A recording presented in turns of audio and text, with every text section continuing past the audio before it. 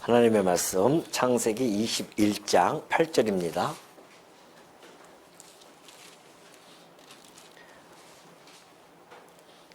창세기 21장 8절.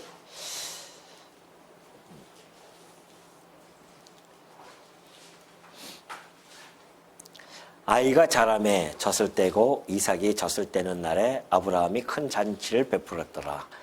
사라가 본즉 아브라함의 아들 애굽의 여인 하갈의 아들이 이삭을 놀리는지라. 그가 아브라함에게 이르되 이 여인 종과 그 아들을 내쫓으라. 이 종의 아들은 내 아들 이삭과 함께 기업을 얻지 못하리라 하므로 아브라함이 그의 아들로 말미암아 그 일이 매우 근심이 되었더니 하나님이 아브라함에게 이르시되 내 아이나 내 여종으로 말미암아 근심하지 말고 사라가 내게 이런 말을 다 들으라. 이삭에게서 나는 자라야 내 씨라 부를 것임이니라. 그러나 여종의 아들도 내 씨니 내가 그로 한 민족을 이루게 하리라 하신지라. 우선 13절까지만 봉독해 드렸습니다. 우리 지난 시간에 살펴봤듯이 하나님께서 아브라함에게 약속하신 대로 또한 사라에게도 언약하신 대로 드디어 이삭을 출산하는 놀라운 역사가 우리가 놀라운 역사를 살펴본 바가 있죠. 하나님의 그 약속은 이렇게 반드시 지켜짐을 우리는 다시 한번 또 확인하게 됩니다. 이 모든 사건들은 사실은 하나님을 지금 계시해 주는 사건들입니다. 하나님이 어떠한 분이시며 어떠한 존재하고 계신 그런 모든 영광들을 지금 아브라함부터 시작해서 계속해서 그 이 이스라엘 역사 속에 곳곳에 하나님께서 당신을 계시해주고 계시는데 이것도 역시 그 일환 중에 하나죠. 하나님이 언약하신 대로 그리고 이삭을 그 자연 법칙을 초월한 가운데서 그렇게 낳게 해주셨다는 겁니다. 그래서 오늘 이 이삭의 출생은 그냥 4천여 년 전, 지금으로부터 약 4천년 전에 저 먼 유대 땅에서 일어났던 그런 한 사건, 나와는 무관한 그런 사건이 결코 아님을 잘 보여주고 있죠. 왜냐하면 그 이삭이 바로 메시아의 조상으로서 또 자리매김되어지고요. 또 이삭의 후손이 우리를 구원해 주실 메시아로 오시기 때문에 오늘 이 이삭의 출생은 아브라함만 기쁨이 아니라 아브라함이 그 이삭을 바라보면서 오실 메시아를 그렇게 기뻐했던 그 기쁨보다도 우리는 이미 이 땅에 오신 그리스도를 맞이했기 때문에 더 큰 기쁨으로 오늘 이 장면을 우리가 지난 시간에 살펴보았었습니다. 맞습니까? 예. 자, 그럼 오늘은 계속해서 이제 이삭과 이스마엘의 그 아브라함 가정사의 어떤 갈등이죠. 어떻게 비극적인 사건입니다. 그 사건이 벌어집니다. 아브라함의 그 아들 둘이 결국은 결별하게 되어지는 그러한 사건을 맞이하는데요. 먼저 이제 그 이삭이 자라납니다. 그래서 이미 이스마엘은 이제 나이를 먹어서 한 16, 17세 정도 됐죠. 그리고 이삭은 한 3, 4세 정도 됐었습니다. 그러니까 이제 젖을 때였단 말입니다. 그래서 젖을 때면 아주 큰 잔치를 베푸는 거죠. 아마 그때 당시에는 그랬던 것 같아요. 우리처럼 100일 때 또는 돌 때 그랬듯이 여기서는 이제 젖을 때면은 큰 잔치를 베풀면서 축하해주고 기뻐했던 그런 풍습을 가지고 지금 그 잔치를 베풉니다. 그래서 사라가 너무너무 기뻐가지고서는 즐겁지 않습니까? 정말 눈에 넣어도 아프지 않는 그 이삭. 그래서 그 이삭을 위해서 잔치를 베풀고 이렇게 쓱 나와 보는데 이게 웬일이에요?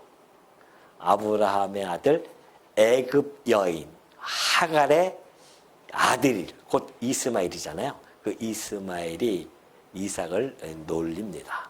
여기서 그냥 이스마엘이 이삭을 놀린다 이렇게 간단하게 표현해도 되는데 아브라함의 아들 애굽 여인 꼭 집어넣죠. 애굽 여인 하갈의 아들이에요. 벌써 신분이 전혀 다른 그런 모습을 전달해주고 있는 겁니다. 그래서 이삭을 놀려요. 놀린다고 하는 것은 뭐 심심풀에서 놀리는 게 아니라 마치 조롱을 하는 겁니다. 왜냐하면 자기는 큰 형이잖아요. 핏줄 내는 형이란 말입니다. 벌써 나이가 벌써 17살 정도 되니까 3, 4살 정도 막 때리기도 하고 뭐 이렇게 좀 조롱을 하고 그랬던 모습이죠. 그걸 사라가 봤으니 눈에 뭐가 켜지겠어요? 불이 켜질 수밖에 없는 겁니다. 야, 저 녀석이 감히 내 아들을 어떻게 해서 낳은 아들인데 그 눈이 확 돌아가는 거죠, 정말. 그래가지고서는 그래도 이렇게 가가지고 그 이스마엘을 때리지는 못했던 것 같아요. 아브라함에게 쫓아갑니다. 그러면서 아주 강력한 요구를 청하죠. 그 애굽의 여종 하갈 그리고 그 아들 내쫓으십시오 합니다. 그러면서 그 쫓아야 하는 당위성을 뭐라고 이야기하냐면은 종의 아들은 내 아들 이삭과 함께 기업을 얻지 못하지 않습니까? 종의 아들은 이삭은 장자는 아니지만은 적자죠, 적자. 정실의 부인의 정실의 적자고, 그리고 이스마엘은 첩의 서자죠. 전혀 다릅니다. 그러니까 같이 당신의 그 기업을 얻을 수 없지 않습니까? 라고 그렇게 요청을 하는 거죠. 그때 아브라함이 그걸로 말미암아 매우 근심할 수밖에 없었습니다. 왜냐하면 아브라함은 이스마엘도 사랑하잖아요. 자기 핏줄이니까. 이삭도 사랑하지만은 그 둘이서 정말 이렇게 서로 잘 화해를 해가지고 서로 화목하게 그렇게 살았으면 좋겠는데 이게 안 되는 거예요, 이게. 그래서 결국은 근심하고 있을 때에 하나님께서 나타나서 아브라함에게 그렇게 명을 하십니다. 근심하고 걱정하지 마라. 사라가 얘기했던 것처럼 그 말을 다 들으라는 거죠. 그러면서 이삭에게서 난 자라야 내 씨라 부를 것이다. 다시 한번 일깨워주는 겁니다. 이삭을 통해서 메시아가 올 거야. 하나님께서 내가 당신의 아들을 이 땅에 보낼 거야. 그렇게 해서 정확하게 가르마를 타줍니다. 결국은 쫓겨납니다. 그래서 13절 보면은 이제 14절 보면 아침 일찍이 떡과 물 한 가죽 부대를 가져다가 하갈의 어깨에 메어주고 야박하죠, 그것도. 그 안에 아이를 데리고 가게 합니다. 말도 좀 해서 풍성하게 해가지고 보내면 되는데 기업을 하나도 안 줘요. 그냥 내쫓습니다. 그래서 결국은 하갈이 부엘세바 광야까지 가서 방황하는 그런 모습을 지금 13절, 14절까지 잘 표현해주고 있죠. 자, 이 모습을 보면은 이스라엘 역사라고 하는 것은 그 사건 하나마다 그냥 하나의 사건을 끝내지 않고요. 특별한 어떤 의미를 또는 어떤 예표적인 이런 것들을 보여주는 것이 이스라엘 역사입니다. 왜냐하면 일반 역사에는 그것이 안 나타나요. 그러나 이스라엘 역사는 하나님이 당신을 계시하기 때문에 그런 계시하고자 하는 특별 계시이기 때문에 그런 의미가 그 안에 담겨져 있습니다. 오늘 우리는 여기서 한번 이 사건이 그냥 스쳐 지나갈 사건인가 아니면 이 사건이 어떤 의미를 가지고 있는가 우리가 한번 살펴볼 필요성이 있습니다. 자, 우리 보면은 이삭이죠. 이삭이 있고 그리고 이제 이스마엘이 이삭을 조롱하는 사건입니다. 그죠? 이스마엘이 이삭을 조롱해요. 그러니까 이스마엘은 애굽 여인 하갈이 얘기했듯이 애굽의 여인 하갈 종이죠. 종의 아들인 이스마엘입니다. 그 이삭을 조롱을 합니다. 사실은 이것을 역사적으로 보면 이 사건만 바라볼 것이 아니라 좀 더 확대해 보면은 이제 곧 이삭의 아들 야곱 그리고 12지파가 벌어 있죠. 이스라엘이 나타납니다. 이스라엘의 12지파가 있죠. 그래서 이 이스라엘 12지파가 결국은 어디로 넘어갑니까? 애굽으로 넘어가죠. 그 애굽으로 갑니다. 그 애굽에 가가지고서는 처음엔 참 좋았지만은 사이가 참 좋았어요. 그러나 곧 이 애굽으로부터 뭘 받습니까? 핍박을 받습니다.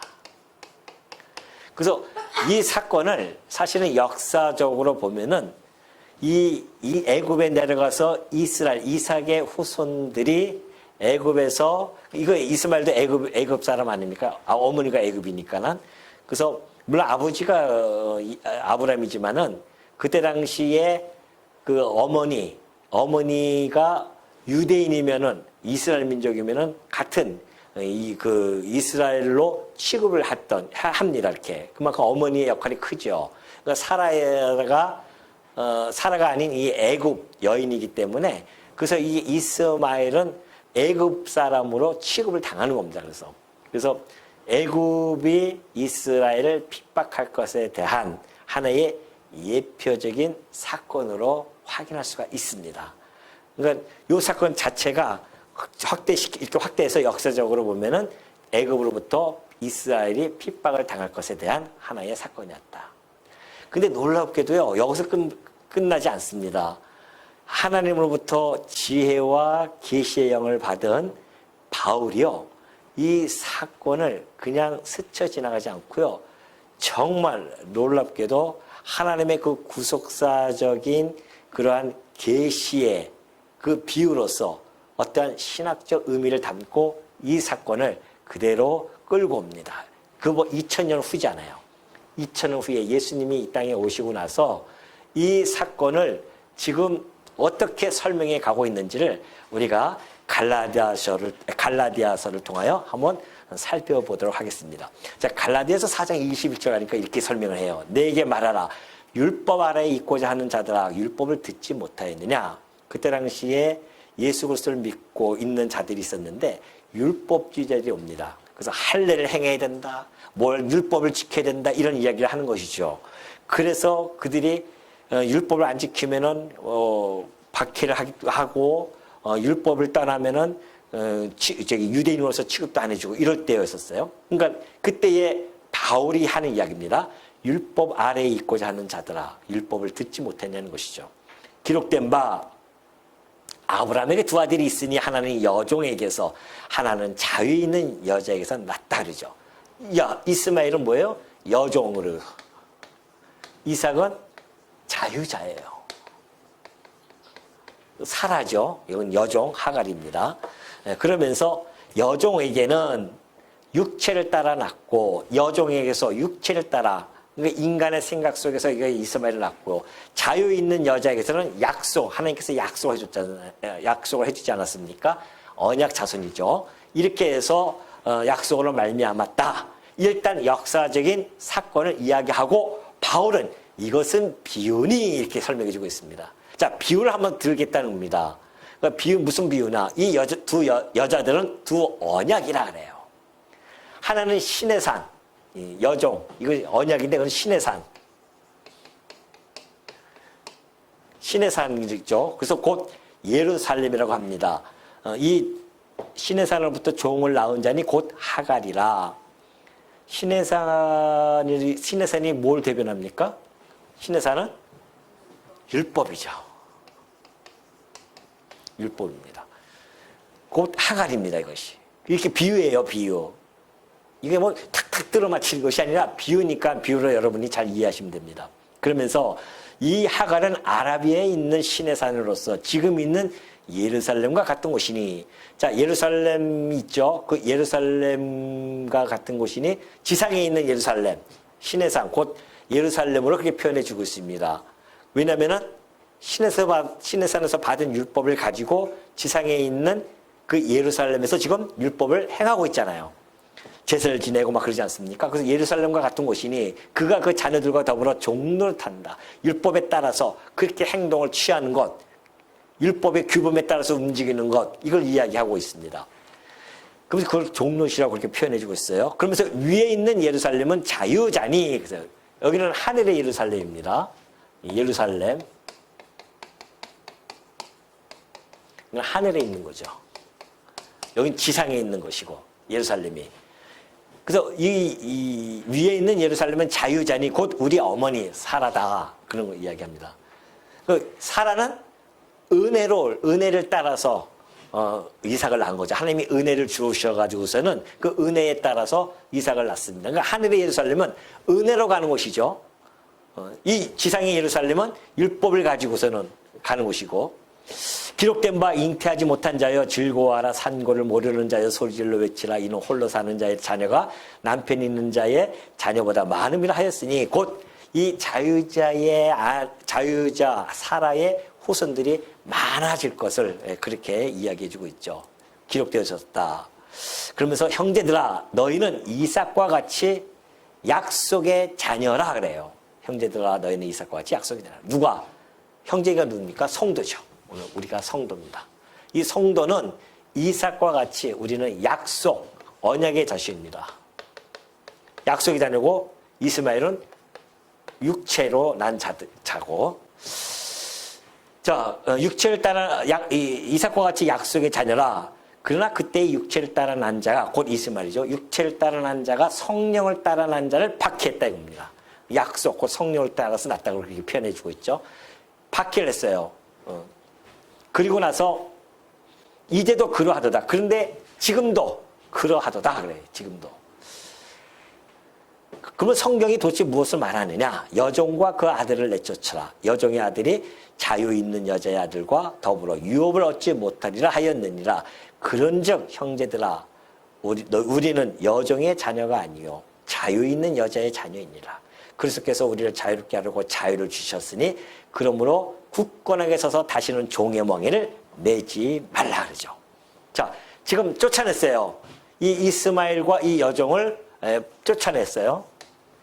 사라가 그 아브라함에게 얘기해줘서는 그것처럼 여종의 아들이 자유 있는 여자 아들과 더불어 유업을 얻지 못합니다. 같이 유업을 얻지 못해요. 다시 말해서 자 이제 성도를 핍박하는 자들이 있었습니다. 곧 그들이 율법주의자예요.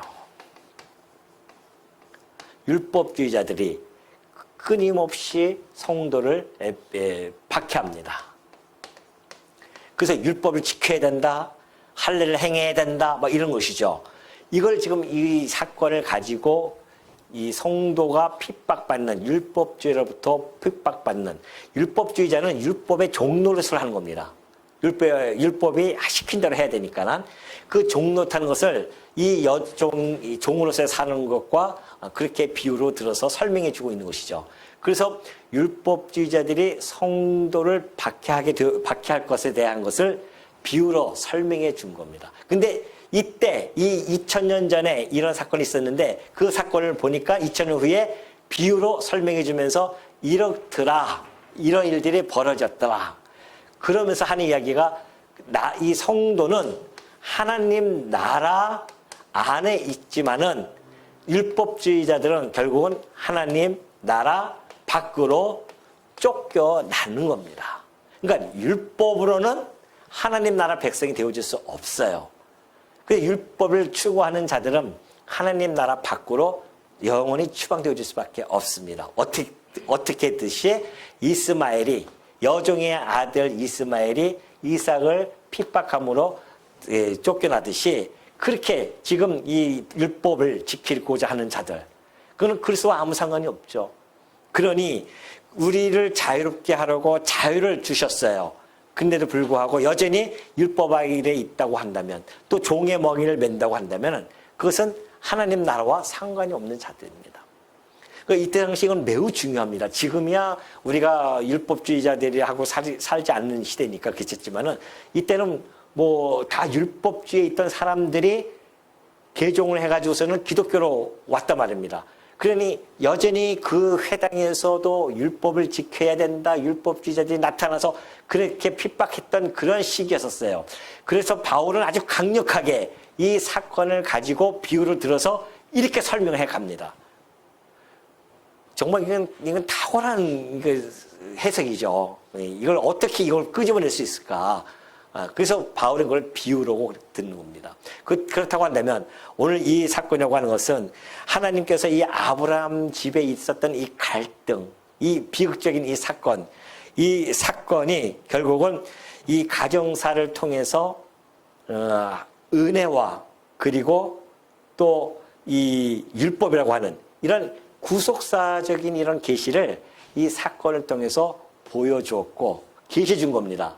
요 단순하게 요 쫓겨나고 싸우고 이런 것만 보여준 것이 아니라 이 사건을 통해서 그 하나님께서 그런 구속사적인 계시를 해줬는데 놀랍게도 바울은 그걸 간파한 거죠. 그리고 이렇게 갈라디아서를 통하여 설명해 간 겁니다.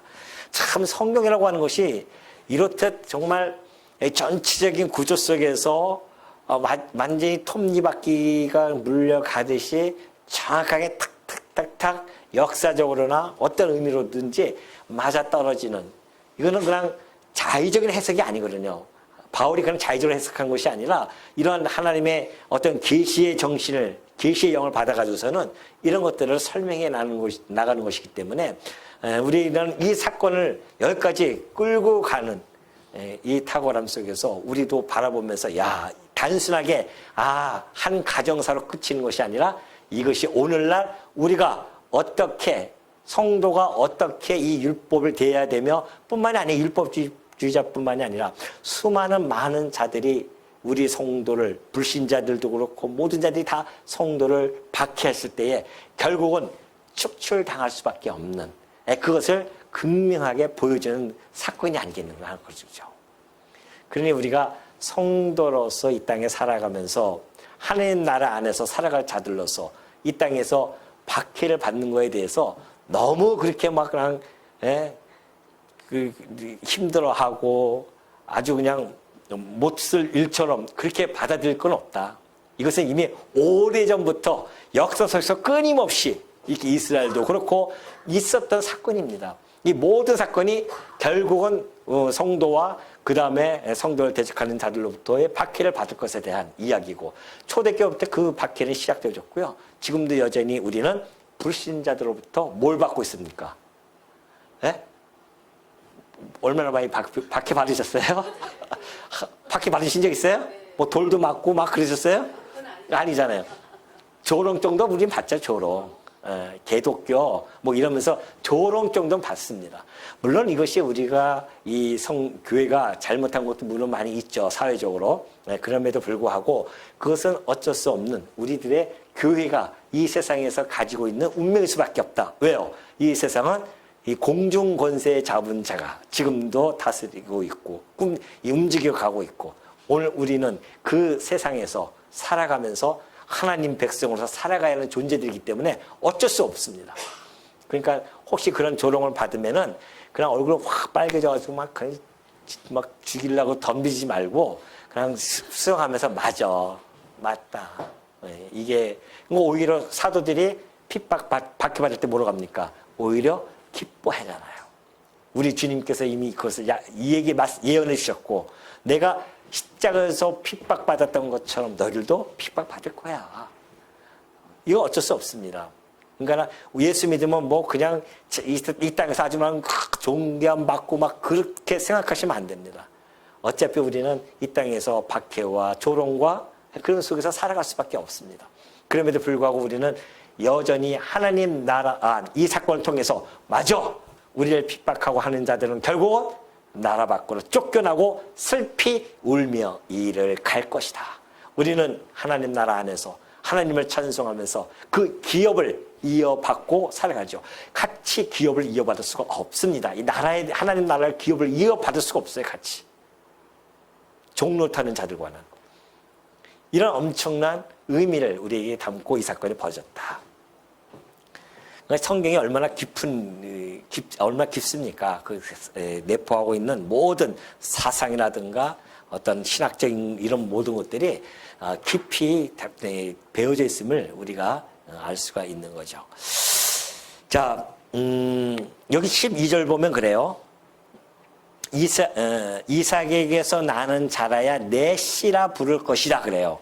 그리고 또 13절에도 여종의 아들도 내 씨니, 똑같이 내 씨라, 아브라함의 내 씨라 그렇게 이야기하지만은 사실상 여기서 좀 다르게 나타납니다. 씨 의미하는 것이 좀 달라요. 똑같이 우리 한글 성경에는 똑같이 그렇게 나타나 있지만은 이스마엘 경우는 육체적인 핏줄을 강조합니다. 내 씨라고 해서. 왜 그러냐면은 이스마엘의 내 씨는 원문을 보면 알 수 있습니다. 여기서는 한글 성경에 안 나타나는데 내 씨 해가지고 같이 이렇게, 이걸 소위 이제 2인칭 소유어미라고 그래요. 그래서 이렇게 같이 붙여서 씁니다. 그래서 내 씨. 그래서 이것은 핏줄, 아브라함의 핏줄을 강조하기 위해서 단어 한 글자 씁니다. 이걸 이제 자라라고 하는 그러한 단어를 쓰는데, 내 씨, 이게 떨어져 있는 것이 아니에요. 내 씨예요, 그냥. 그래서 핏줄을 강조합니다. 근데 이 이삭에서 내 씨는 단어가 원문을 보면은 따로 나눌 수 있습니다. 내 씨입니다. 그래서 이것은 레카 자라 이렇게 되어 있어요. 그래서 이것은 아브라함이 너에게 네가 소유한 씨 이렇게 되어 있습니다. 너에게 속한 씨다. 그 이야기는 여기는 핏줄을 강조했다고 한다면 이것은 언약 계보를 강조한 겁니다. 너에게 속했다. 너의 약속에 언약에 속해 있는 자다. 이런 뜻으로서 내 씨 이렇게 두 개의 글자로 나타나 있습니다. 전혀 다른 거예요. 여기서는 표시가 안 나지만은 그러니까 이 성경의 한자 한자도 이렇게 충분하게 그런 신학적 의미를 담고서는 하나하나 지금 씌어져 가고 있거든요. 그래서 이 12절 13절의 내 씨도 이러한 의미를 담고서는 좀 기록되어 있다. 14절 보면 그래요. 아브라함이 아침 일찍 일어나 떡과 한 가죽 부대를 가져다가 하갈의 어깨에 메어주고 그 아이를 데리고 가게 하니 하갈이 나가서 부엘세바 광야에서 방황합니다. 부엘세바라는 뜻이 뭐냐면 일곱 운물이라는 뜻입니다. 그 일곱 운물이 있는 그곳에서 방황을 하면서 갈급함을 느끼게 돼요. 그 발견을 하지 못하는 겁니다.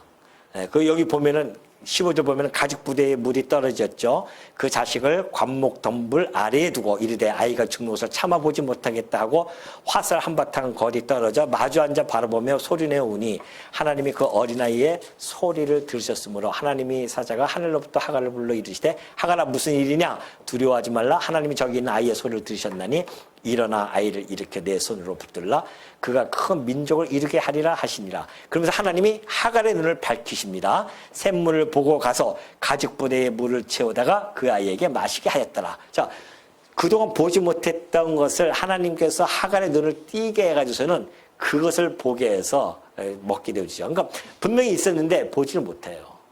방황하면서 갈급하고 있습니다.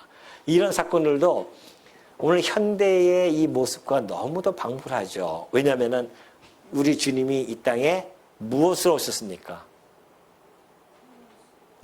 생명수, 생수로 이 땅에 오셨잖아요.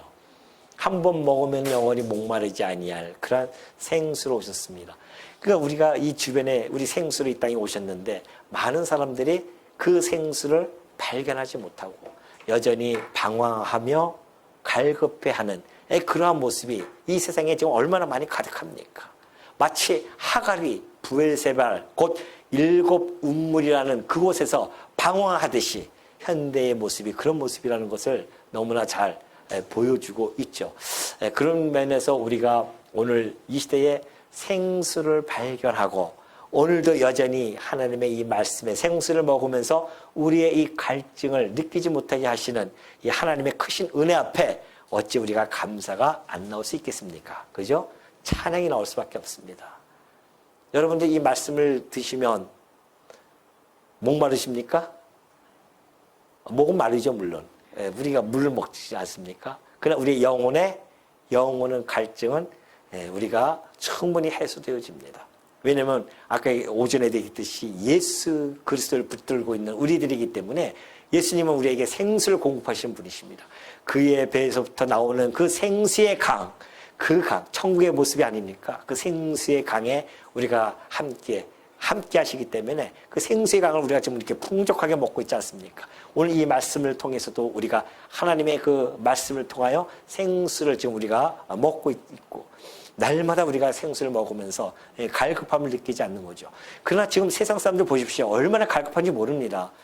살아가는 방향도 모르고요. 어떻게 살아야 될지, 내가 어디서 왔는지, 어디로 가는지, 현재 내 존재는 무엇인지, 내 삶의 정체는 무엇인지 몰라요. 그냥 살아가면서 괴로워합니다. 오늘 우리는 그 모든 것이 다 해결되지 않았습니까? 아직도 의문이 많이 듭니까? 우리가 어디서 왔고 이 세상에 어떻게 존재했고 어디로 가는지 우리는 다 안단 말입니다. 그곳에서 우리가 어떻게 살아야 되는지까지도 알고 있고요.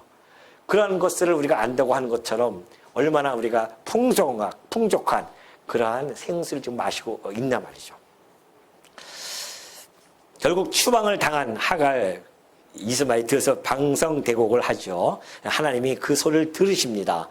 그러면서 그에게 약속을 해주시고 다시 위로해 주는 내용이 있죠. 물론 하갈과 이 이스마엘은 언약 자손은 아닙니다. 그래서 신령한 복은 받지 못해요. 곧 메시아의 그 복을 그들이 그 족보에는 들지 못합니다. 그러나 하나님께서 주시는 그 육신적인 분복에 따라서 그들도 받는데요. 하나님께서 약속대로 큰 민족을 이루어 주신다고 약속을 해준 바가 있죠. 그 약속이 기억나셔서 하나님이 이스마엘의 그 어린아이의 소리를 듣는 겁니다. 그래서 이스마엘의 대화에는 창세기 17장 20절, 지난 17절이죠. 하갈이 사라에게 쫓김을 받고 나갔을 때에 하갈에게 해주셨던 약속이 있었습니다. 이스마엘의 대화에는 내가 내 말을 들었나니 내가 그에게 복을 주어 그를 매우 크게 생육하고 번성하게 할 것이다. 그가 12두령을 낳을 것이니 내가 그를 큰 나라가 되게 하겠다. 라고 하는 약속이 주어졌습니다. 그래서 그들이 여기서 막 방성되고 할 때에 하나님이 이스마엘의 소리를 들었다고 하잖아요. 왜 들었을까요? 하나님이 하셨던 약속이 기억나기 때문에 그래요.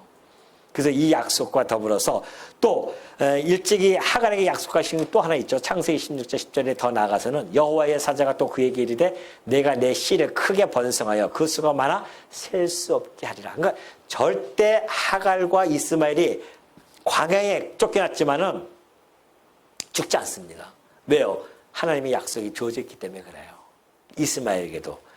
그래서 결국은 그들이 광야에서 다시 정착되어져서 20절, 19절 보면 그러잖아요. 하갈의 눈을 밝히셔가지고서는 샘물을 보고 가서 가죽 부대에 물을 채우다가 아이에게 마시게 합니다. 자, 하나님이 그 아이와 함께 계셔요. 그가 장성하여 광야에서 거주하며 활 쏘는 자가 되었더니 그가 바람 광야에 거주할 때에 그의 어머니가 그를 위하여 애굽 땅에서 아내를 얻어 주었더라.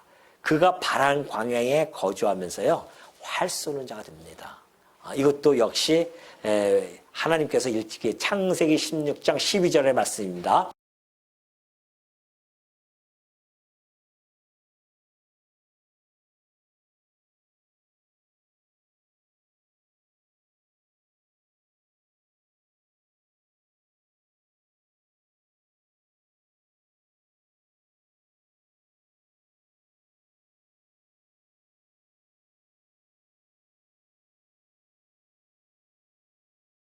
애굽 여인, 어머니가 애굽 여인 아닙니까? 애굽의 여인이었기 때문에 그 애굽 여인의 교육을 통해서 이 이스마엘은 신앙과 점점 멀어져 가는 그러한 현상을 그가 느낄 수밖에 없습니다.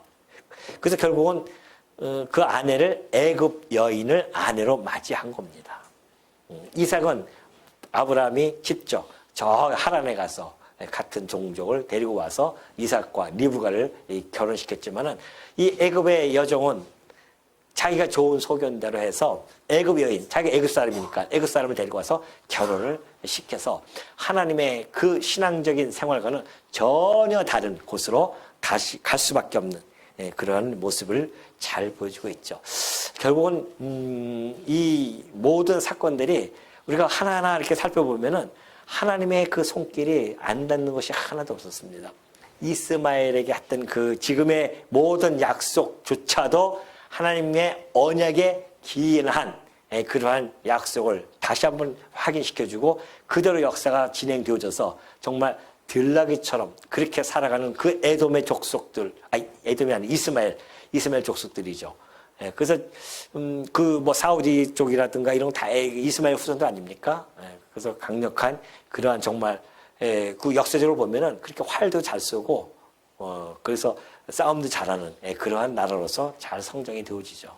그런 반면에 이삭의 후손들은 종노릇하면서 살아가면서 점점 메시아의 족보를 이루어가기 위하여 살아가는 그런 족속으로 나타날 수밖에 없고요.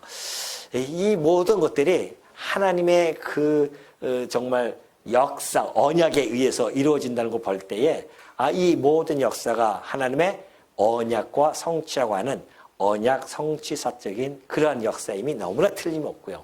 그 언약을 이루심으로 말미암아 여전히 우리는 그 하나님이 정말 살아 존재하고 계시고 그 하나님이 어떠한 분인지를 요 사건, 이스마엘에게 주어진 사건, 이삭과의 관계 이런 모든 사건 속에서도 우리가 믿는 그 하나님이 어떠한 분인지를 다시 한번 깨닫는 시간 아니겠습니까? 진짜 하나님은 전능하신 분이구나. 못 이루실 것이 없으신 분이시고 신실하게 당신의 약속을 이루어 가시는 분이구나. 그분은 정말 믿을만 하신 분이다. 라고 하는 것을 우리는 이 사건을 통해서 다시 한번 마음속에 한 구석에 여호와에 대한 그 지식을 한켠 지금 쌓고 있는 중입니다.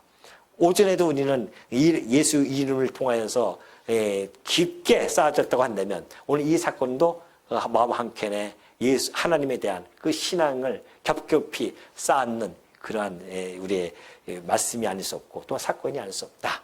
이런 의미에서 오늘에게 정말 우리 하나님이 하시는 이 역사 속에서 하나님만을 의지하고 우리가 살아가야 된다는 것 너무나 분명한 일이고요. 그 하나님만 바라보시면서 의지하시면서요. 일주일 동안 힘있게 당당하게 또 담대하게 살아가시는 우리 하나님의 백성들 되어주시기를 당부드립니다.